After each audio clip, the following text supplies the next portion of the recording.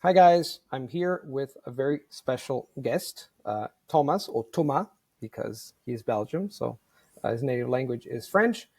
Thomas, can you please introduce yourself to the audience and tell us who you are and what you do? Hi, everybody. My name is Thomas. As Luca said, I come from Belgium, from the south part of Belgium, which is called Wallonia, which means that my mother tongue is French. This is important for the rest of it. And I moved to Budapest actually exactly 4 years ago, since it was the 1st of September 2019. Coincidence, you see? Yes. I work here as a French translator and voiceover artist. And apart from that, I have some YouTube channels about Hungarian stuff, about singing, and other interesting things. I'm a literary translator, and yeah, and I love singing. That's the best I could Great. So define you, myself. you said you have multiple YouTube channels. So one for singing, one for language learning, one for... Exactly. Okay, Yes, great. not mixing everything. We will put the links in the description box for those who are interested to check your stuff. Now, Hmm. one thing that I wanted to say before we get into the interview is actually two things. First, I met Thomas at the Polyglot Gathering last year. And then it so happened that after that, because we met in Poland, I would go to Budapest. And he told me, hey, I'm in Budapest, and why don't we meet? And we met, and we had a lot of fun. It was really interesting, and we had a lot of interesting conversations. And one of the most interesting things that Thomas told me is how he learned Hungarian. Now, before we talk about that, how fast he learned and the whole program and all the things that happened in his life when he moved to Hungary exactly 4 years ago, 1st of September, right? Hmm. 4 years ago. How many languages do you speak? And in general, because I know that you speak a bunch of languages, you can speak them well. So let's start with that question. Well, that question in itself is a can of worms. As you know, among I know. polyglots, what does it mean to speak a language? If you consider that speaking a language is being able to have a conversation with someone, a fluent conversation, then in that sense, I would say six languages. So, as I said, my mother tongue is French. English came after. I would say Hungarian and Russian right now are kind of on the same level, and Dutch and German, which are the two other national languages of Belgium. Right now, they're kind of not in the best shape, I would say. And apart from that, some languages I gathered. I lived a bit in Czech Republic. I did my Erasmus in Bulgaria, so Bulgarian as well, and Turkish a little bit. And Turkish a little bit. Okay, great. So you have a very nice background, and I know that you speak languages well. I understand that when polyglots say what does it mean when you ask a polyglot what does it mean to speak languages. Of course, speaking is debatable. It depends on the person, but I can tell the audience that Tomas speaks these languages really well, especially Hungarian, and let's talk about that. So when did you start learning Hungarian exactly, and how? You've got a very interesting story, regarding Hungarian. Unusual, that's for sure. Well, actually, I started learning properly Hungarian just a little bit more than 4 years ago. Hmm. So, just to give you a little bit on my background, how I came to Hungary. Basically, I was always interested in languages since a very young age, and I was lucky enough to go to a high school that was specialized in humanities. So I had 6 years of Latin and ancient Greek, which was a solid background for what I did afterwards. So I was already used to declensions, different grammatical systems, etc. And for etymology, that was really beneficial. I studied Russian and German at university in Brussels. I did 3 years for my bachelor, and I spent my Erasmus in Germany. Although, to be fair, my heart was always beating more towards Russian. I had really amazing teachers, which were really enthusiastic, and that really led me towards Eastern Europe, let's say, to that part of the continent. Afterwards, I was living 1 year in Vienna. I had a sabbatical year after getting my degree in Brussels. And I chose Vienna because I wanted to improve my German, but also to discover this part of Europe. I had no idea what was there. I knew nothing of it, just a little bit about the Habsburg family, empire, etc. I read many books about it, and I was very curious to see it firsthand. So while I was studying and working in Vienna, I was traveling a lot. I went obviously to Slovakia, Croatia, Slovenia, and of course to Budapest, to Hungary, and that was in 2014. That's the first time I put my feet on the Hungarian ground, and from the very start, this was very overwhelming for many reasons. It had a huge impression. It left a huge impression on me. First of all, the city itself, I was kind of expecting something the size of Zagreb or Bratislava. And here I come into this megapolis with a huge river between the two sides of the city, especially since I come from a very small town in Belgium. I was really amazed, but also by the language. And that's where our story starts. I guess everybody has this very vivid moment. You come in contact with the language for the very first time. For me, it's as if I was there. Today, I still remember it very vividly. I was taking my bus to the Nepliget bus station. I went to take the metro, which looked very grim at the time, and I started reading those advertisements on the windows. And at the time, I was very naively thinking, well, I can make my way in Europe. I know German, so a Germanic language, and you're Russian. I can make my way in any Slavic language, and I know French, so Roman languages are fine. And here I come. I stumble upon this language that's nothing like I ever saw before, with those weird consonant clusters and combinations, like a Z after an S. Like, what is this? And it instantly caught my attention. There was something happened in my brain. I was very interested. At that stage, it didn't go further than that.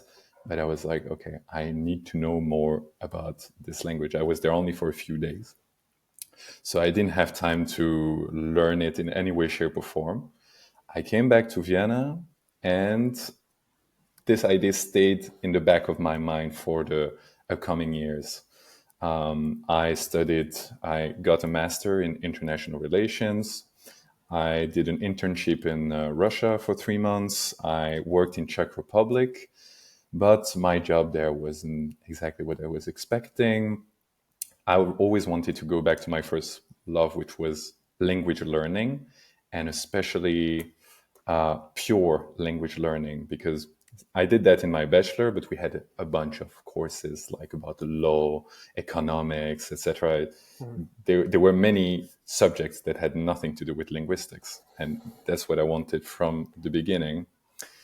And I had a serious life. Let's say in Prague, I was 26 already. I was like, I have to be serious and have a flat, etc. But my heart said, okay, this is maybe the last chance you can do what you actually want to do with your life. But how to achieve this?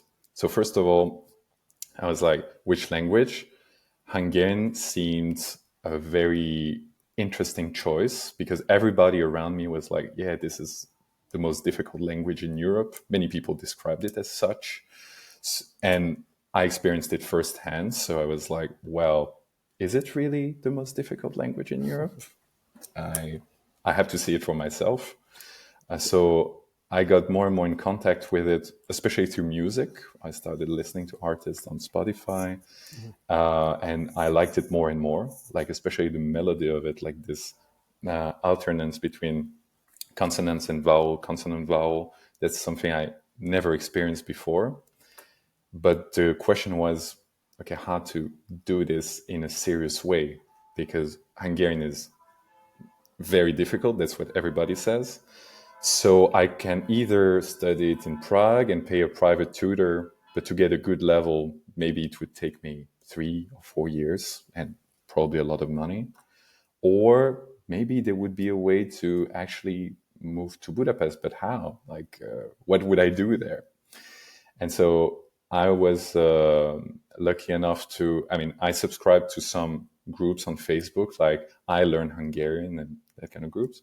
Usually I don't go to social media very often, but one day I opened my feed and there was this publication, like there's this scholarship program organized by the Balosi Intézet, the Balosi Institute, to learn Hungarian intensively for 1 year. And not only the language, also the culture, the history, the literature, etc. And I saw this, I was like, this is exactly what I'm looking for. Like, I want to make progress as fast as possible. But it also said it's mostly geared towards university students who have a solid background in Hungarian, which I wasn't. I had zero background in Hungarian. So what I did is I contacted some friends. I got recommendation letters from them. I applied very shortly before the deadline. That's the craziest thing of all. It was 2 weeks before the deadline. And I got a nice email and I was rejected. I was on the waiting list. So I was like, okay, this was a nice pipe dream. At least I tried. But turns out I was like, okay, I'm interested in the country anyways. I'm going to go there for the summer. I spent 2 weeks there. There was a small summer university, like just to get acquainted a little bit with the culture. But I met some people from the Balosi Institute, and especially the secretary, Sosvári Tünde. If you watch this video, you kind of changed my life. And she came to me and she told me at the very end of that summer university, she told me, by the way, somebody just retracted from the scholarship and you're the next one on the list. So if you want, the place is yours. And I said yes. And that's how I ended up in Hungary, just in a nutshell. Amazing. Now, there's some bells ringing. You probably can't hear it, and I hope it will not be in the recording because I have some noise cancellation, but background noise. But you never know. Anyway, so because I'm in Krakow here, and just in front of a big church. Regardless of that, amazing story, really interesting. Now let's get into it because I always advocate that people should learn every single day, and that's fine.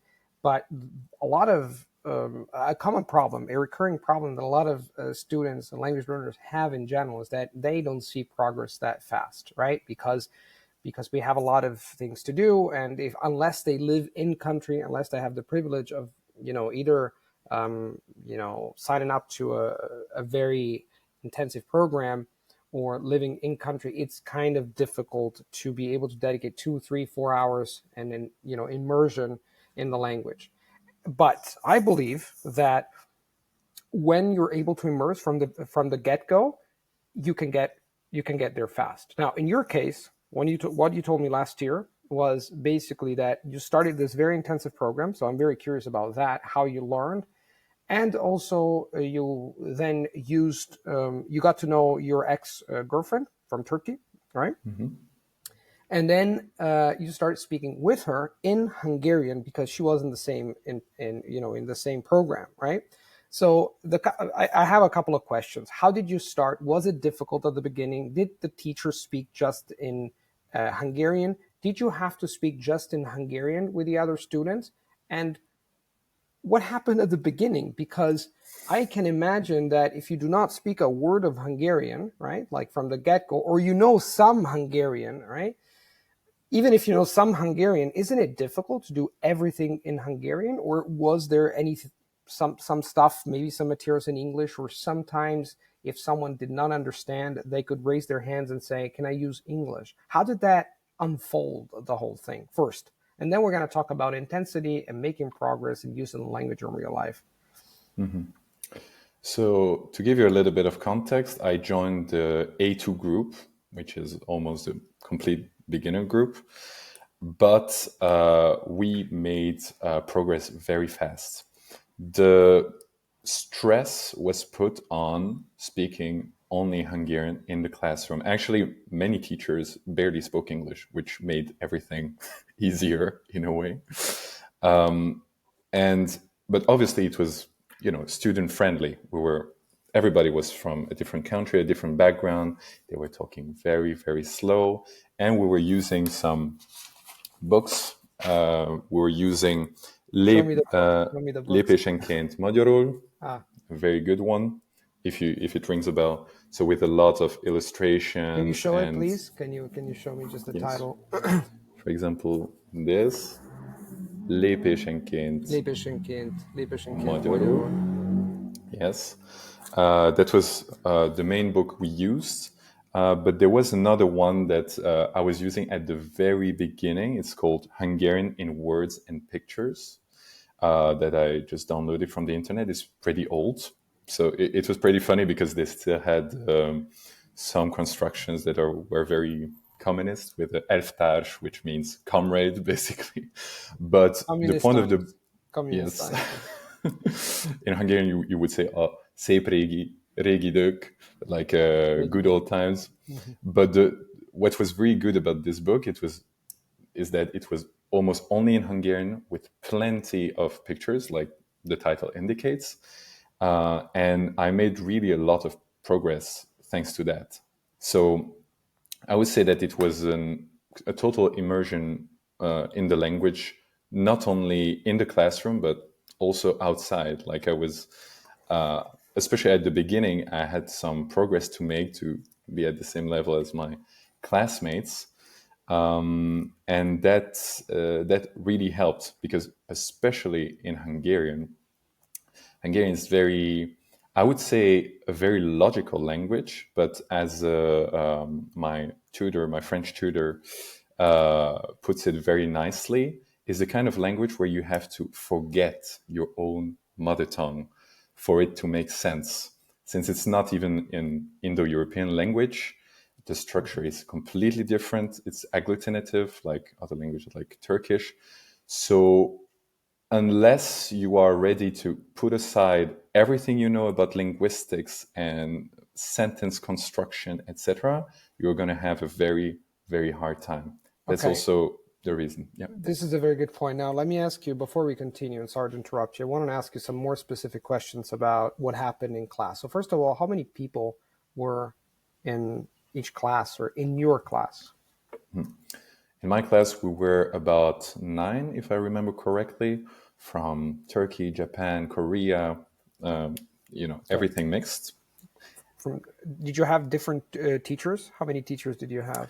We had one teacher that was assigned to a group, a very good one, and she was always trying to match our interests. So there was no fixed program. She was really adapting her teaching material to us, which was Can you give me an example of what it means? What this means?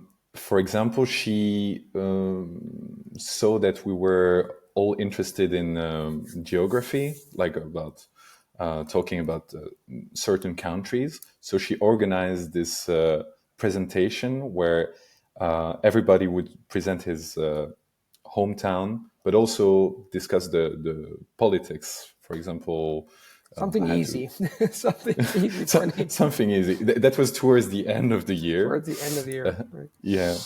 But also, for example, if there was a national holiday in one of our countries, I'm not very good with Muslim holidays, but there was a Ramadan or something like this, and she was bringing material to, engage the students in the class who were Muslim, for example, that kind of stuff, and also celebrating birthdays, so that we felt included at every time. Excellent. I like that. So she did not present things that she thought would be interesting. She asked you what is interesting, and then you talked about it, which is fantastic. Now let's talk about the how. So can you walk me through what happened? Like, she walked into the class, and then she said, today we're going to talk about this. And then she went like, Thomas, can you tell me something? Did everyone have a chance of speaking first? And when you spoke and you froze and you couldn't say something, what happened? When you did not understand something, what happened? So it's about understanding and getting your point across. Well, for example, if it was, we usually started the day with, what did you do yesterday? Or what did you do this weekend? And we were asked to prepare that material in advance. Now, I have to stress out that there were many homeworks every single week, stuff to do, and that was part of it. So we would prepare the vocabulary of what we did the last day, start the day with that, to have the basic vocabulary in case we didn't know how to say something. She would help us, or even more probably other students would whisper the correct words, etc. But it was especially at the beginning, it was very useful to have this help coming from the others, because, well, obviously, I mean, just forming one sentence in Hungarian is an extremely complex thing when you start from nothing. Yes. So yeah, we started from the most basic structures you can possibly imagine. Right. And from there, just started extrapolating into more complex ones. Excellent. How many hours did you spend per day? Did you do it every single day? Yeah. Did you have a class every single day, and how many hours every day? Yes, if I remember correctly, it was 3 or 4 hours of Hungarian language classes. And then in the afternoon, we had the other subjects. So history, we even had a Hungarian society, like about social classes. We had one about music, Hungarian népdalok, like folk songs. Oh, yeah. So as I said, it was encompassing all of Hungarian culture, because the goal of this program was basically to make us fully fledged, I'm not expats, but that we would be ready to enter the Hungarian job market and have a very solid foundation to either ask for nationality or really the whole package. Okay, fantastic. So this was what was happening inside, right? So in the classes, let's say. One last question about the classes. You are not allowed to speak English, right? Not allowed, but it was, I mean, if we would say something in English, that would be okay, but we knew that the rule was not to speak English. So if the rule was not to speak English and you could not resort to English or any other language, again, when you did not know how to say something, did people also understand what you wanted to say? Let's say that, you did not know how to say a word. Maybe somebody understood what you wanted to say, or maybe they suggested you can say this, you can say that. That's my understanding, right? Of just using your target language. Yes, and we had the computers in class. I mean, if you don't know a word, you just Google it. Okay, so you like could this. do that. So you Yes. could do that. Okay, so that's an important thing.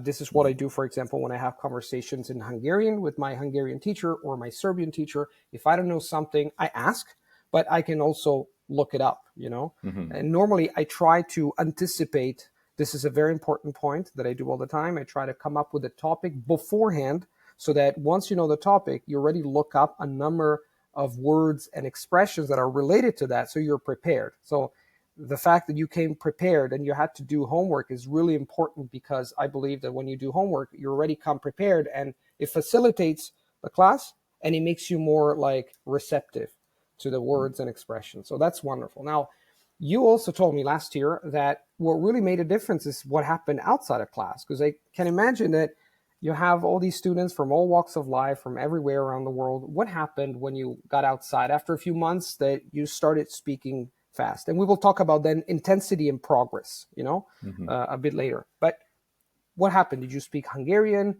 naturally? Did you speak English? Were some people, some people wanted to speak English to relax a little bit, or their own native language? Maybe you met some French guys or French girls who wanted to speak French. or everything was in Hungarian, and you guys were committed in saying, I want to speak Hungarian even outside to get the best out of the situation? That's a very good question, because it really varied wildly among students, because we were from all different backgrounds. Some of them were there just for 1 year, just to, have just exploring Europe and having no real goal in mind. But some others, like I'm thinking about a Russian girl in my class who became a good friend, Yekaterina, who was paying for the course herself. She didn't get a scholarship, so obviously she was extremely motivated. And together we were really trying to make the best out of this situation and trying to use Hungarian whenever we could. Sometimes we spoke in Russian, but that wasn't the main rule. So some students barely spoke English. So we could only speak Hungarian between us, which made it even more interesting. So I would say, depending on the people, I would say 50-50 when we were outside of the classroom and without the teacher, because there were a lot of field trips, going to see museums, etc., where obviously if the teacher was there, we would speak Hungarian among us. When did you start feeling that you started making progress? Immediately after a few weeks, after a few months? This is, as I said before, the main point, and also the reason why I decided to talk to you, is about intensity. It's about to talk about intensity in language learning. Don't you think that, yes, learning every day is great, but if you spend 4 hours, 5 hours only speaking your target language, or using your target language, listening to your target language, you can learn much faster and you see much faster results? Yes, that was also the whole plan behind this. This decision to go to Hungary for 1 year, is that I knew that learning it with a tutor would take way, way longer, and I could see progress very fast. We're probably gonna talk about that later, but as you mentioned, I was in a relationship where I was only talking in Hungarian with my partner, and that required really a lot of vocabulary, even for everyday stuff. Yes. So I would say even 1 or 2 months after starting this program, I could have really basic conversation, starting from absolutely zero, because I got input in my ears all day long, which I can understand is not for everyone. It can be overwhelming at times, but you kind of have to know when to rest your brain a little bit. You cannot catch every word. That's impossible. You kind of have to put yourself at ease and switch it off a little bit. I'm listening to Hungarian, but what is said is, it's none of my business, something like that. Right. And the point is, you get into that mindset where, okay, I heard that word, even passively, I'm going to try to use it the next time. And when you start from zero, this is very encouraging, obviously. Every day I could, I was going through books or whatever, some material. Every single day, and there were words that I didn't know the day before. So that really kicks you and give you that nice energy that keeps you going. Because you're using the language, right? So before we talk about what happened with your ex, well, not what happened with your ex-Turkish girlfriend, but what happened in terms of... Do you want to know? not the details, but before we talk about that, could you tell me, like, you correctly pointed out that it can be overwhelming. So can you tell me pros and cons of such an intensive program? And by the way, for those who are interested, if you have the link, we will post it in the description box. I would like to take this intensive program. That would be nice. I don't know if I have the time to do it for an entire year, but I know from my Hungarian teacher that there are intensive summer programs that can last 1 to 3 months. In Debrecen, for example, there's in Debrecen, also in Budapest, but I've been to Budapest so many times, so maybe exploring Debrecen or some other places might be nice. Anyway, let's go back to what I was saying before. What are the pros and cons? What do you think from your perspective? And also if you have experienced and seen firsthand some people getting stressed, dropping out of the program, or being discouraged because they thought they were not making progress, or they were having a hard time speaking and understanding the language during this intensive program. Let's start with the pros. I truly believe there are almost only pros doing that kind of program. Obviously, if you have the time for it. The first great pro is the exposure, as we mentioned, having the language in your ear every single day.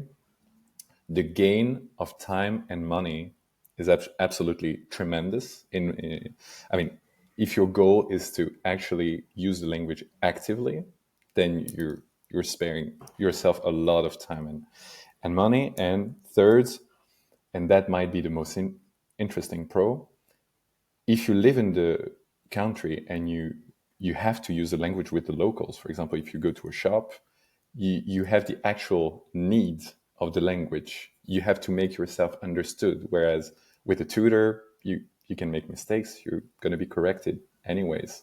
So it puts your brain at ease, and it's like, okay, I can make mistakes. Where here, obviously, you also want to show that I respect your country, I speak Hungarian, and the most important thing, you want to get your point across, and you want the person to understand you, which brings language learning to another level.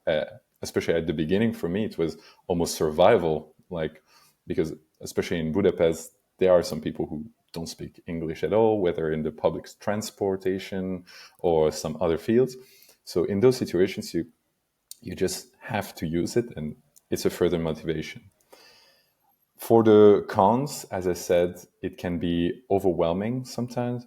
I know for a fact that, there were some students who were speaking only in English outside of the class because it was more of a holiday for them, but also it was kind of a chore to speak the language all the time. So different mindset. There's nothing wrong with that, like different goals. But also, I would say it's not a good program if you're too perfectionist, because that's the essence of language learning. You have to make mistakes to learn. So especially, I'm not going to quote any country or stuff, but some Asian countries, sometimes some students wanted to create a perfect sentence taken from Peter Fishandor or some poetry, and speak like they would be a native Hungarian, which is obviously impossible. If you're in that mindset, then you're going to have a really hard time, because obviously our brain is not always fresh, especially after 3 hours of speaking Hungarian in the classroom. You are going to make mistake, and your brain is going to be tired as hell. But that's the name of the game. Got it. Okay, great. Great points. Now let's talk about using Hungarian with your your ex-Turkish girlfriend. By the way, we have a video there's a video on YouTube where you try to speak with her. It was 3 years ago, I think. You published that video on YouTube, on your YouTube channel.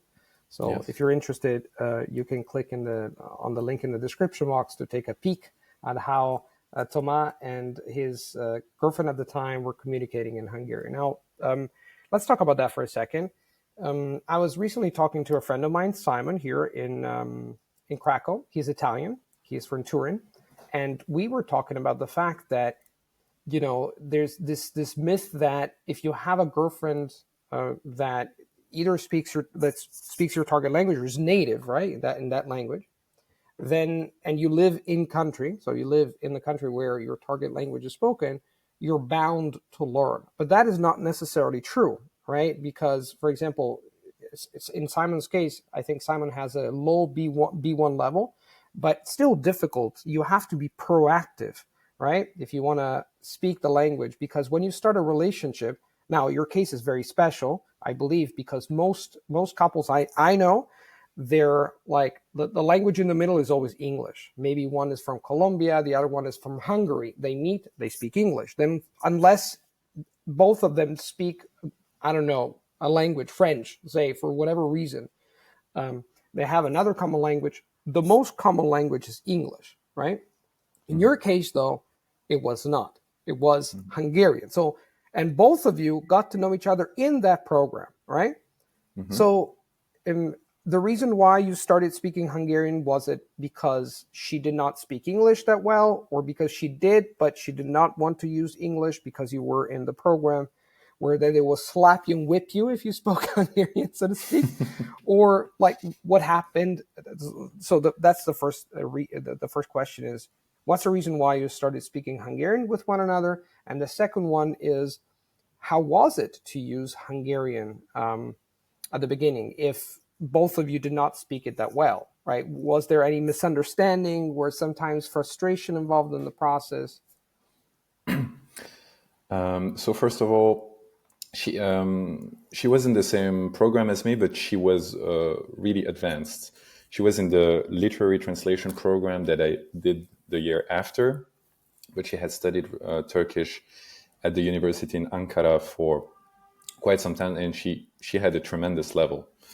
So when we met, basically, as I said, I was starting from zero, and there was not a lot of talking involved with the whole seduction part, etc. But afterwards, when it became real and we're like together, that's when the interesting part started, because finding topics to talk about, it just brought the whole language Alive.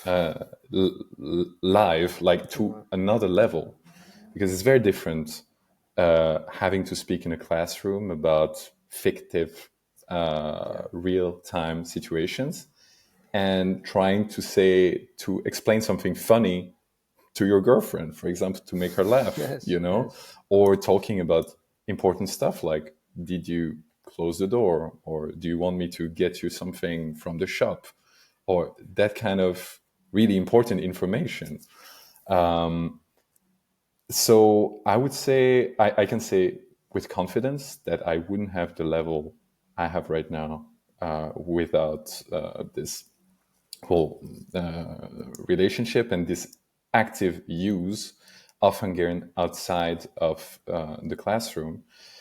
And yes, we decided to talk only in Hungarian. That was very straight from the beginning. But as you mentioned, I have countless examples of people, with a Hungarian wife or vice versa, who don't even want to learn the language because they started speaking in English at the beginning, and from there it's very, very hard to go another way. Got it. So yeah, that's the way the cookie crumbled, I think, for the best linguistically. But it's I definitely think it's a great way to learn a language even more actively. It is. And that's the reason why you learn it so well. One of the reasons why I learned it so well, because I remember when we met, you were speaking, talking to people, and I was like, wow, Thomas speaks really well. So another couple of questions that I wanted to ask you. Do you have any tips for learners who want to learn a little bit faster? So if someone's, let's say, has been learning, say, French or Hungarian or German for quite some time, what would you recommend when it comes to making progress in general? Like people get discouraged a little bit when they don't see progress, right? So what is your piece of advice? One, for learning a little bit faster, if they cannot afford a program like the one you took, and two, how do you keep motivated? How do you see progress, or how can you find a way to perceive progress, to perceive improvement? And that is the thing that propels you forward. To give you an example, in the last few weeks, I'm trying to lose weight, and for me, there's safety in numbers, in the sense that I can actually see on the scale that my weight is going down. Right? We talked about this, about losing weight, but when you see progress, like you can see, like, oh, it's a concrete thing. I can see a number changing. That's one thing. In language learning, though, it's a little bit more difficult to see improvement. You can perceive it, but how do you measure improvement in language learning? So two things here again. What are your tips for people who want to speed up a little bit their language learning process? And two, how do you have any strategies to create a perception of improvement, or how do you assess your improvement in language learning in general? My first step, which is connected to the second question, is you basically need to have a goal. If you don't have a goal, in my case at least, you're basically delaying progress. Like if you have a very precise goal, in my case, it was to pass the B2 exam, the Hungarian, get the B2 certificate at the end of this program, period. That was it. And so this got me all the motivation I needed because I didn't have much time on the side. I knew that it was a once in a lifetime opportunity and that every minute that I was spending in that program was basically a gift, and that if I wouldn't exploit it, I mean, nobody will do it for me. You know what I mean? So I had 1 year to achieve this goal. And with that in mind, like I was even putting it on my wall to have it always in mind, that really boosted my energy and motivation. My second tip, which is valid for people in an intensive program like me, but also in general, and that is something that many people underestimate, I think, is to find the right input. Like you really, especially in a program like mine, you had to stay relaxed because, as we said, you're bombarded with input day in, day out. And if outside of the classroom you start watching videos that you're not really interested in, or that you feel forced to watch because, yeah, I'm in Hungary, I should know about this and that, throw it out of the window. That's the best way to get discouraged, because it takes a lot of your energy. And if you have to spend even more energy outside of the classroom, you're going to make a burnout at some point. Yes. You're going to split your differential or something. So it's super important to find your input. In my case, I found, for example, I was reading mangas, which is not Hungarian at all. Mangas in Hungarian. I was reading Dragon Ball. Why? Because you just want to know the rest. It's not important what happens, and it's just very easy to follow, unlike a proper book. I also downloaded mods for some video games. Like I was playing GTA 5 in Hungarian, which was excellent for my slang. There was a lot of insults and like streak lingo, etc. So that really helped me. And also I played The Witcher 3, the Polish game. I was playing it with the Polish voice and the Hungarian text, but never more than 30 minutes. So I was on Steam. If you play video games, you know it. Yes, you can change the language whenever you want, and not to be overwhelmed. I was just playing, for 30 minutes max with a sheet of paper next to me. If there was some really interesting expression or, oh, that sounds interesting, I want to look it up, I was writing it down. And after 30 minutes, I was coming back to French, not to overheat, basically. So really that phase is the most crucial, I think. And you have to ask yourself, what am I interested in? The third one, that's just the way I work. The way I did it is that, the way I learn any language is that I create a document on Google Doc, and I put all the information I get about the culture. You sent it to me, and I loved it. I loved it. It's just amazing. Yeah, please continue. Sorry. No worries. But for me, it's such a peace of mind because I put all my vocabulary there, pronunciation, fun facts, everything I need in just one document instead of writing it on small papers that I might lose afterwards. Like, where did I write this word? With this document, first of all, I can put it on my computer or on my phone. So I have it on the get-go. If I go to a museum, for example, oh, I think I saw that word before. CTRL-F in my document. I find it. If I don't find it, well, write it down. Write it in the document later on. And what did I want to say? Yes, it just helps you to know the words that you already saw before, and the ones you didn't. It happens to me all the time. Like just before this interview, for example, I was reading an article in Hungarian, and there was this very fancy word, and I was like, "There's no way I don't know this word.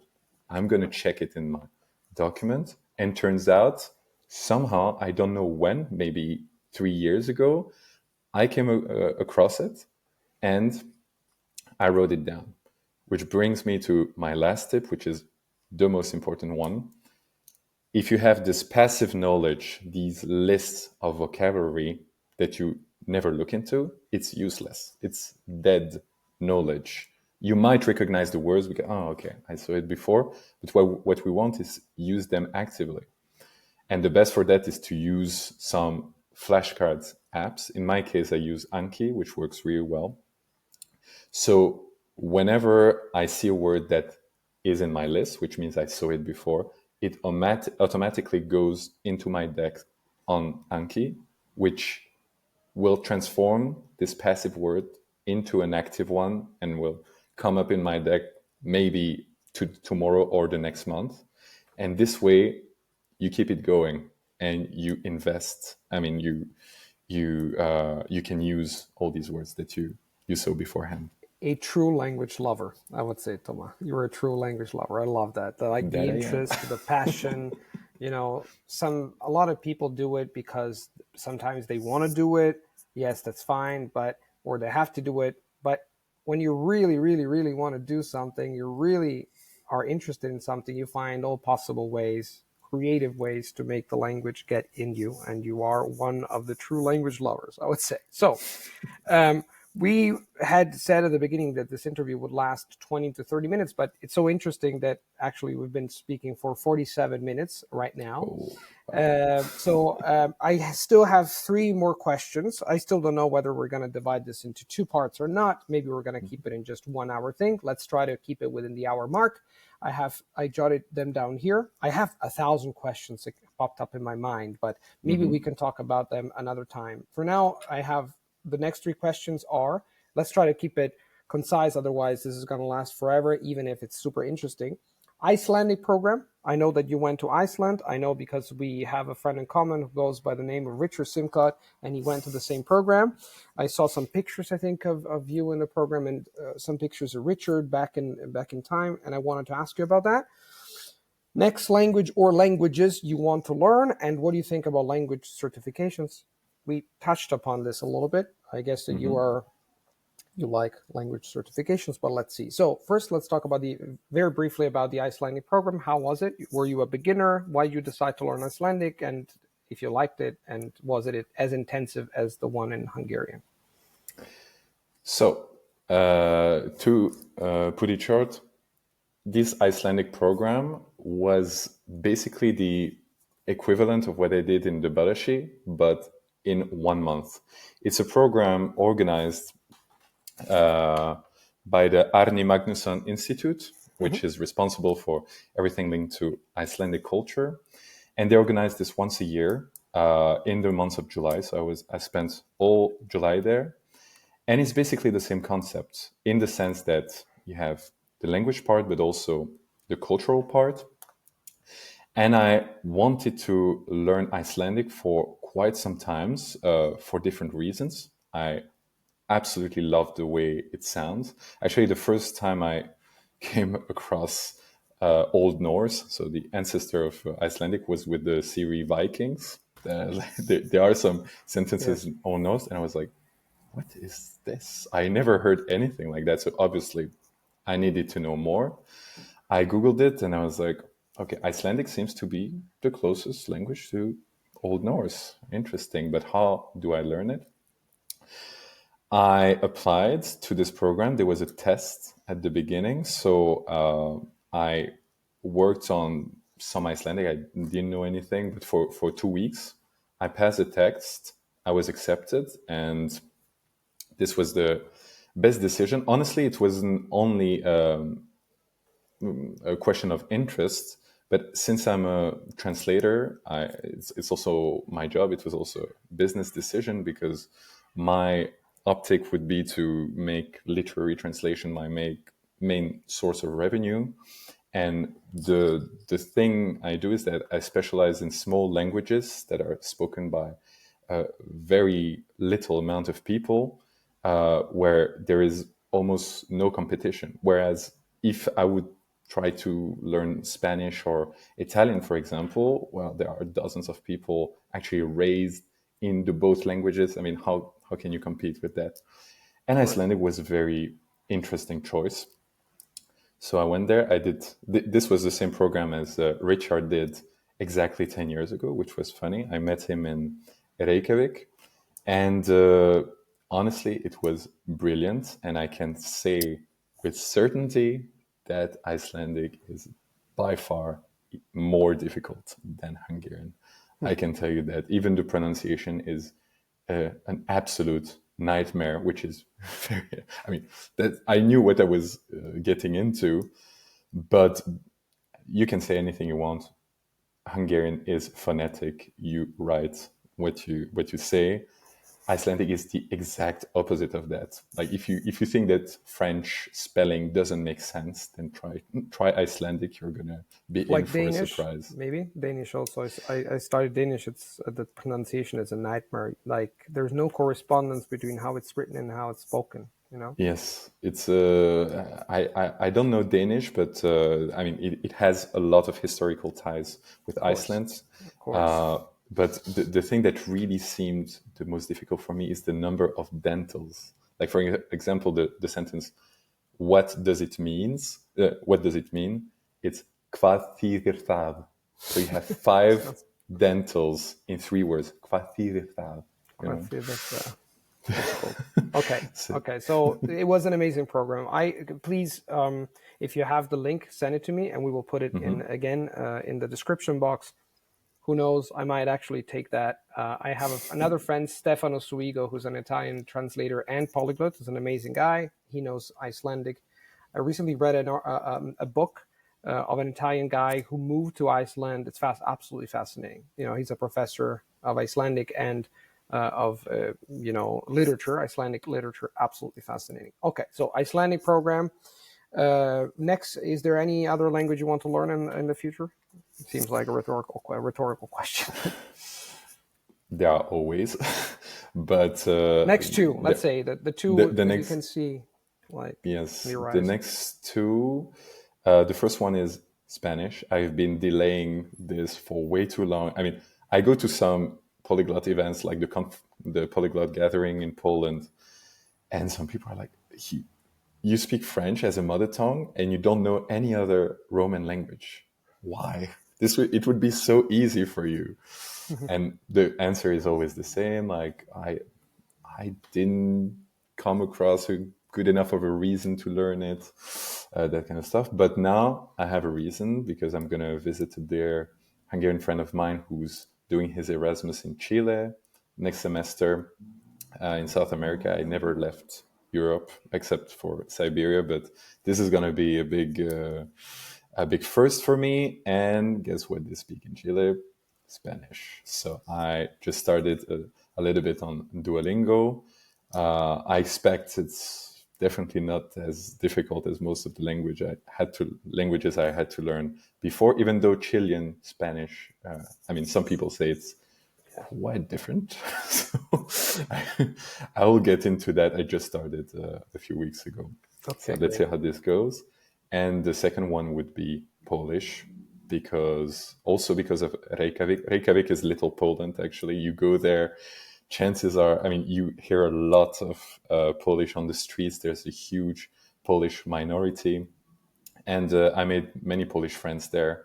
And I love the culture. I go there at least once a year. So enough with the delaying. It's time to learn that language as well. Wonderful. One last question, very briefly. What do you think about language certifications? Are they useful? Would you use it as language learning tools? Have they helped you in the process of learning languages? As I said, it can be useful, but especially on a personal, from a personal point of view. As I said, that B2 certificate was my goal, and that's what I tended to. But when it comes to getting a job, or when you have to prove that you're fluent or you have a certain level in a language, well, honestly, I never needed it. And I'm working in the linguistic sphere. Like, for example, I'm now working as a French translator. I mostly work from English to French. I have 0 English certification, no TOEFL, nothing. And in the end, it's just there will be someone in the company or someone to check on your actual level. I think the level you have on a certificate, maybe it can be an exam that you passed a long time ago. If you get into the mindset of, yeah, I'm a B2 in French because my paper says so, then it can be, illusory, I would say. What counts is what you actually know, and people will know how to test your knowledge. And with that, we can conclude. Thank you, Thomas, for this wonderful interview. I loved every moment of it. I think we're Thank you going to for keep it having me. within the hour. Where can people find you so that I can put the links in the description box? I have my 3 YouTube channels, one for Hungarian stuff, one for poems that I translate and read out loud, and one about my singing. And other than that, Facebook, Instagram, LinkedIn, I can I can give you some links. Wonderful. Okay. Well, thank you so much. And I will see you at the Polyglot conference in Budapest in a month or something like that. Yes, end of Thank you. October. Thank you, Thomas. Thank you. Thank you. Ciao, ciao. Ciao.